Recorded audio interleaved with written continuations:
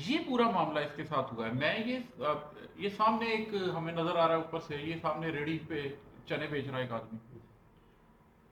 وہ کسی سے کہے کہ جی میرے لیے دعا کر دیجیے گا تو ٹھیک ہے، کوئی بات نہیں.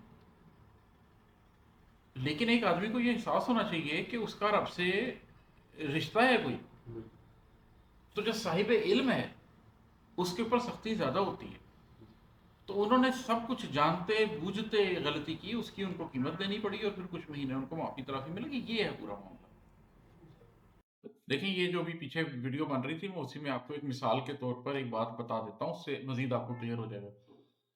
اللہ کی ذات بہت اونچی ہے. بہت اونچی کا لفظ چھوٹا پڑ جاتا ہے، ہم بتا نہیں سکتے کہ کتنی اونچی ہے، ہم بتا نہیں سکتے. ٹھیک ہے، آپ اس سے اندازہ لگا لیں کہ اگر میں ایک قطرہ ہوں تو پروفیٹ صلی اللہ علیہ وسلم سمندر ہے. لیکن اگر پروفیٹ صلی اللہ علیہ وسلم ایک قطرہ ہے تو اللہ سمندر بھی نہیں ہے، پھر سمندر سے بھی بڑا ہے. اتنا فرق ہے. خالق اور مخلوق کے اندر بہت فرق ہوتا ہے.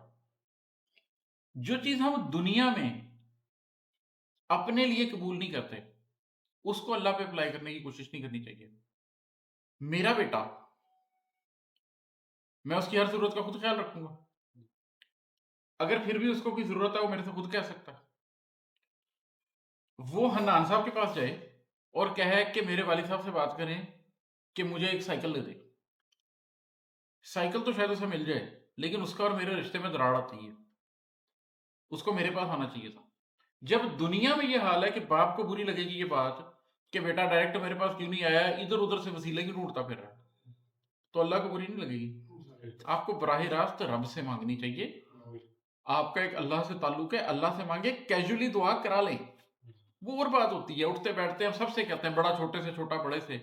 لیکن کسی کو مائی باپ سمجھ کے، کسی کو پیر و مرشد سمجھ کے اس سے دعائیں نہ کروائیں. اللہ موجود ہے، اللہ سے مانگیں.